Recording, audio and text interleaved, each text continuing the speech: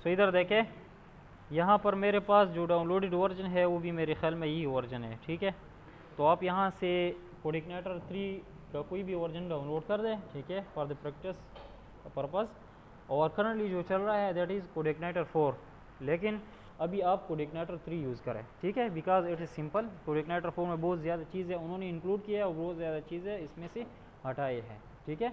तो आप कोडिग्नेटर 3 को यूज़ कर दे, आपको कॉन्सेप्ट का पता चलेगा, आपको डायरेक्टरीज का पता चलेगा, राउट्स का पता चलेगा। उसके बाद आप स्विच कर दे डायरेक्ट या लारावेल में, या फॉर एग्जांपल आप स्विच कर दे एंगुलर में या किसी और फ्रेमवर्क में आप स्विच कर रहे हैं, ठीक है।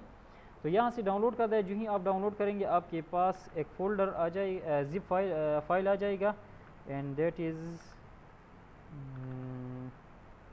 मेरे पास इधर है,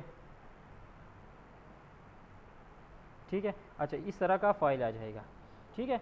इसको आप एक्सट्रैक्ट कर दें तो ये फ़ोल्डर बन जाएगा, इसके अंदर आपके पास ये फाइल्स एंड फोल्डर्स हैं, ठीक है।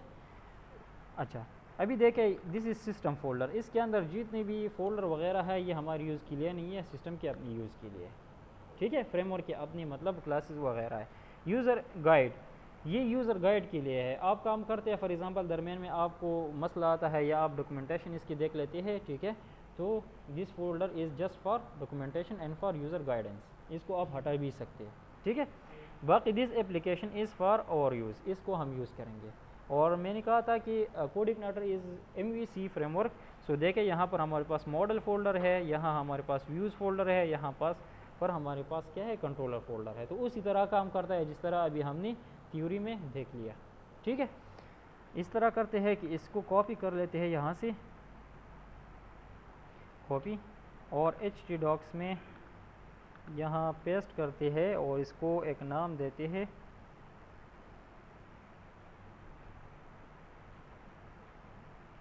इसको नाम देते हैं फॉर एग्ज़ाम्पल कोडिग्नेटर CF नाम दे देते हैं, चले सिंपल नाम दे देते हैं, ठीक है। CF मीन्स कोडिग्नेटर फ्रेमवर्क, ठीक है। अच्छा, यहाँ इस तरह करता हूँ, new project with existing source, क्योंकि उधर मैंने सोर्स जो है पेस्ट कर दिया। यहाँ से ब्राउज़ करते हैं और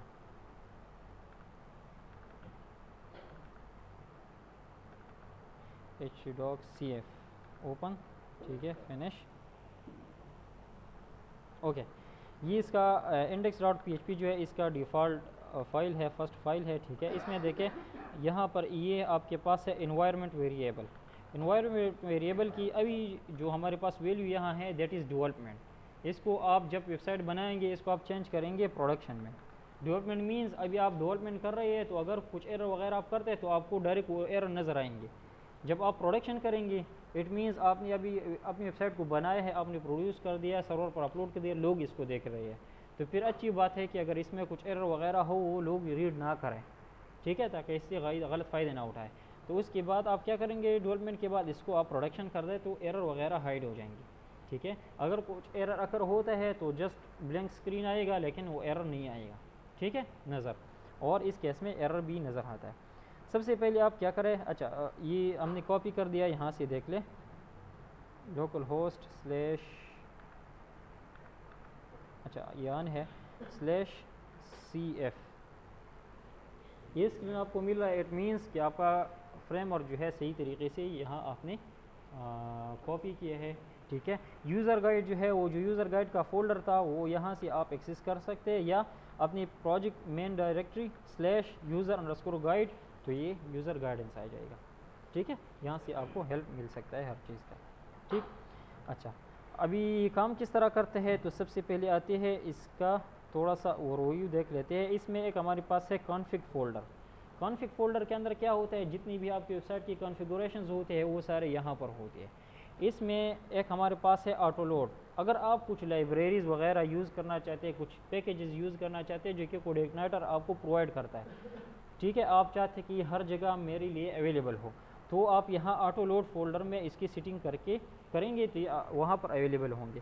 फॉर एग्ज़ाम्पल पैकेजेस, अभी मैं ख़ुद भूल गया कि कौन कौन से पैकेजेस में होते हैं, लेकिन यहाँ देखें फॉर एग्ज़ाम्पल लाइब्रेरीज़, यहाँ देखें डेटाबेस, अगर आप डेटाबेस के साथ कुछ इंटरेक्शन वगैरह करते हैं तो आपने ये लाइब्रेरी जो है यहाँ पर लोड करनी होगी। तो इसी तरह जस्ट लिखते हैं डेटाबेस।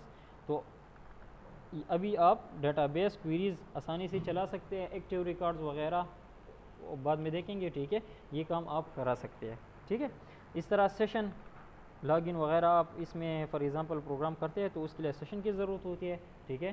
तो इसी तरह आप सेशन लाइब्रेरी भी यूज़ करते हैं, इसके अलावा और भी लाइब्रेरीज है वो आप यूज़ कर सकते हैं यहाँ पर। अच्छा, इस तरह कैशी अगर आप यूज़ करते हैं तो दैट इज़ ड्राइवर। इस तरह हेल्पर है हमारे पास, यूआरएल हेल्पर है, ठीक है।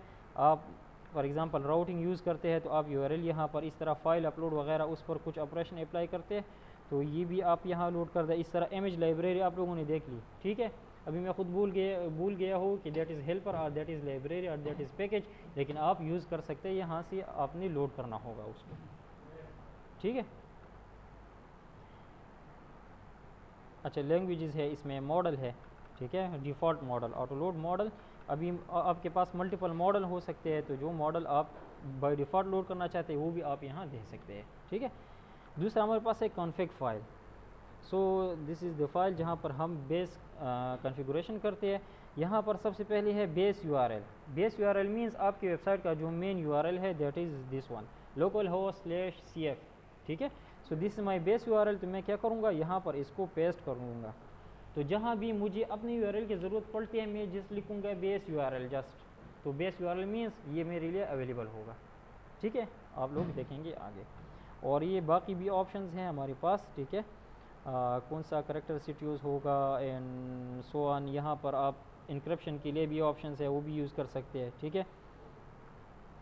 जो चीज़ें ज़्यादा इंपॉर्टेंट है वो चीज़ें हम यहाँ पर कवर करेंगे, बाकी छोड़ लेंगे, ठीक है। डेटाबेस है हमारे पास। डेटाबेस में क्या है, डेटाबेस में आप अपनी डेटाबेस की कनेक्शन की सेटिंग करते हैं और इसके साथ साथ ये बताते हैं कि कौन सा ड्राइवर आपने यूज़ करना है, MySQL यूज़ करना है, पोस्टग्री यूज़ करना है, जो भी है, ठीक है। आप इसकी सेटिंग यहाँ देंगे कौन सा सर्वर है। तो हमारा सर्वर जो है दैट इज़ होस्ट, ठीक है। यूज़र नेम जो है दैट इज़ रूट और पासवर्ड एम्प्टी है और डेटाबेस जो है वो था बैच 2, ये था, ठीक है। खैर देख भी लेंगे, ठीक है।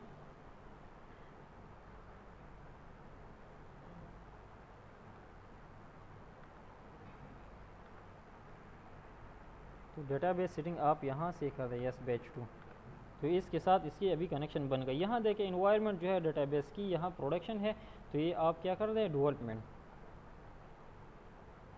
ताकि क्वेरी अगर फॉर एग्ज़ाम्पल आप गलत लिखते हैं या कुछ और मसला है ताकि आपको प्रॉपर एरर मैसेज जो है वो रिसीव हो जाए, बाद में इसको आप प्रोडक्शन कर दें, ठीक है। और इसमें एक और मेन फाइल है राउट्स। तो राउट्स की तरफ थोड़ी देर बाद आएंगे, लेकिन इसमें भी थोड़ा सा हम काम करेंगे, ये बाकी को फ़िलहाल आप छोड़ लें। ओके, काम किस तरह करता है यहाँ देखें। मैंने यहाँ पर क्लिक किया जस्ट localhost/cf और एंटर, और इसके साथ साथ मैं यहाँ लिख दूँ वेलकम। वेलकम है या वेलकम कंट्रोलर है, welcome.php index.php/welcome, ठीक है।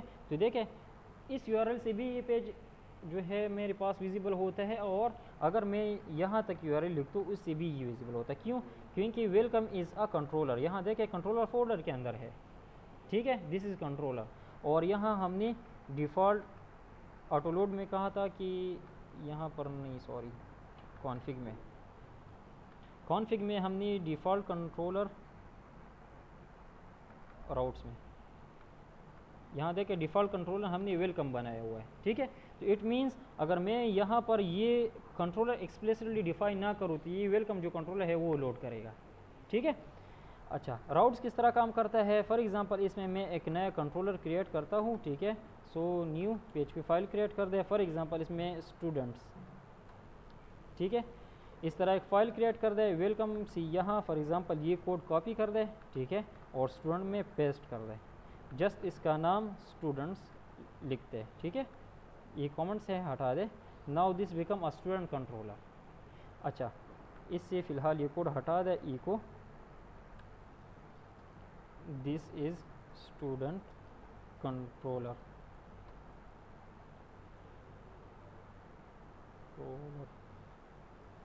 ठीक है। अभी अगर मैं यहाँ वेलकम की जगह स्टूडेंट्स लिख दूँ, स्टूडेंट्स, तो ये स्टूडेंट कंट्रोलर कार्य करेगा। ठीक है, तो हमने क्या कहा था कि हमारे पास मॉडल व्यू कंट्रोलर है। व्यू क्या करता है, जो हमारे पास फ्रंट होता है वो व्यू होता है, बैकएंड पर जो काम करता है डेटाबेस के साथ कनेक्टिविटी, डेटाबेस से डेटा लेना, उसमें डेटा इंसर्ट करना, that is the work of the model and controller which is these two. तो अभी वो देख लेते हैं। This is the view folder, जो वेलकम मैसेज हमें मिल रहा था that is from this file. ठीक है, अभी स्टूडेंट्स के लिए फॉर एग्जांपल मैं एक फ़ाइल यहाँ क्रिएट करता हूँ, for example students underscore view for example. ठीक है, और यहाँ मैं लिख देता हूँ for example h1, this is students view. अच्छा, इसको मैं वहाँ से कॉल करूँगा स्टूडेंट कंट्रोलर से। तो अभी देखिए कंट्रोलर क्या कर रहा है, व्यू को कॉल करके मुझे रिटर्न कर रहा है। यहाँ हम इस तरह लेंगे this dot view, view dot load है या this dot load dot view है, this dot load dot view.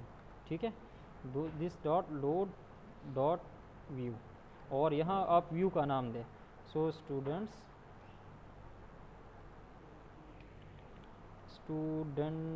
Underscore view. ठीक है, तो अभी क्या करेगा ये कंट्रोलर, इस व्यू को लोड करके मुझे आउटपुट में देगा, दिस इज स्टूडेंट व्यू। ठीक है, अभी फॉर एग्जांपल मुझे चाहिए कि स्टूडेंट रिकॉर्ड में डेटाबेस से फिच करके यहाँ डिस्प्ले कर दूँ, तो उसके लिए मैंने मॉडल क्रिएट करना होगा। ठीक है, मॉडल कहाँ पर होते हैं, मॉडल इस फोल्डर में होता है, यहाँ न्यू PHP फाइल। ठीक है, और फॉर एग्जांपल इसको नाम दे स्टूडेंट्स मॉडल। अभी इस मॉडल के अंदर आप क्या कर दे, अच्छा इसको इस तरह क्रिएट करेंगे, आप एक क्लास क्रिएट कर दे। ठीक है, क्लास स्टूडेंट्स मॉडल, ये इस फाइल का नेम और यहाँ क्लास का नेम ये सेम होना चाहिए। ठीक है, students model extend means this is the child class of CI CodeIgniter underscore model, इसका चाइल्ड क्लास मैंने लिया। ठीक है, इसमें अभी फॉर एग्जांपल एक फंक्शन डिफाइन कर दे, फंक्शन गेट स्टूडेंट्स, डेटाबेस से स्टूडेंट उठा ले। ठीक है, अभी क्वेरी किस तरह लिखते हैं, आप उस स्टाइल में कस्टम स्टाइल में भी क्वेरी लिख सकते हैं, और इस तरह भी लिख सकते हैं कि दिस, उधर डेटाबेस मैंने ऑटो लोड में लोड किया था, याद है डेटाबेस लाइब्रेरी मैंने लोड किया था, सो दिस डॉट DB, इसका ये सिंटेक्स है कि यहाँ पर डेटाबेस का जो कनेक्शन है उसके ज़रिए डेटा उठा ले, डॉट सेलेक्ट। ठीक है, कहाँ से, फ्रॉम, किस टेबल से, तो यहाँ देखें हमारे पास टेबल नेम क्या है, स्टूडेंट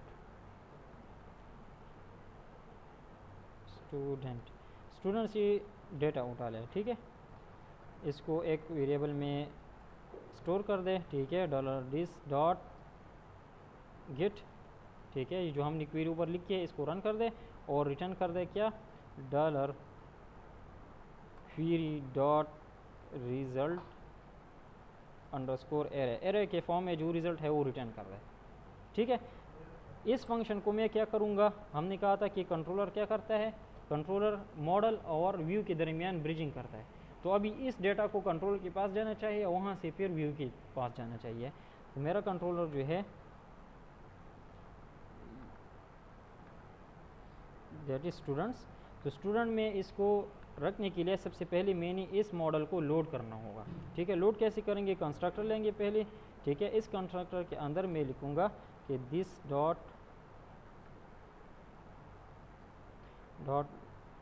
लोड डॉट मॉडल, पहले इस मॉडल को मैंने लोड करना है। ठीक है, जो भी चीज़ आप यूज़ करते हैं पहले उसको आपने लोड करना होगा वरना काम नहीं करेगा। और कि कौन सी मॉडल को मैं लोड करता हूँ, शायद मेरे पास 20-30 मॉडल्स हो। ठीक है, student model, so students model. ठीक है, अभी इस स्टूडेंट्स मॉडल को मैं यहाँ यूज़ कर सकता हूँ, मेरे लिए अवेलेबल हो गया। ठीक है, तो इसको मैं कैसे यूज़ करूँगा, एक एरे लूँगा डेटा फॉर एग्जांपल। ठीक है, डेटा में मैं एक वेरिएबल लेता हूँ स्टूडेंट्स और यहाँ पास करता हूँ ये data, $this dot this model dot gate students, ये फंक्शन नेम लिखते हैं। ठीक है, अभी ये फंक्शन जो है रन हो जाएगा, इससे डेटा इस एरे में आ जाएगा और इस एरे को मैं पास करूँगा इस व्यू की तरफ। ठीक है। So this is controller. Controller क्या करता है, मॉडल और व्यू को कंबाइन करता है। मॉडल से इसने डेटा ले लिया, ठीक है, और यहाँ ये मुझे डेटा प्रेजेंट करेगा। फिर अगर इस तरह लॉगिन फॉर्म हो या डेटा इंसर्ट करना हो तो व्यू से डेटा लेगा और यहाँ इसको देगा, ये डेटाबेस में इसको इंसर्ट करेगा। ठीक है, अभी स्टूडेंट व्यू में इसको डिस्प्ले करके बस करते हैं। ठीक है, मुझे पता चल गया है कि ओवरफ्लो हो रही है। ठीक है, इसको जस्ट डिस्प्ले करते हैं। फॉर ईच डॉलर, ये जो हमारे पास एरे में डेटा आ रहा है स्टूडेंट्स, ठीक है, तो इससे यहाँ ये एरे बन गई है students. For each dollar students as dollar row, e को डॉलर रो, और ये कॉलम, इसमें हमारे पास फील्ड्स होंगे std_name।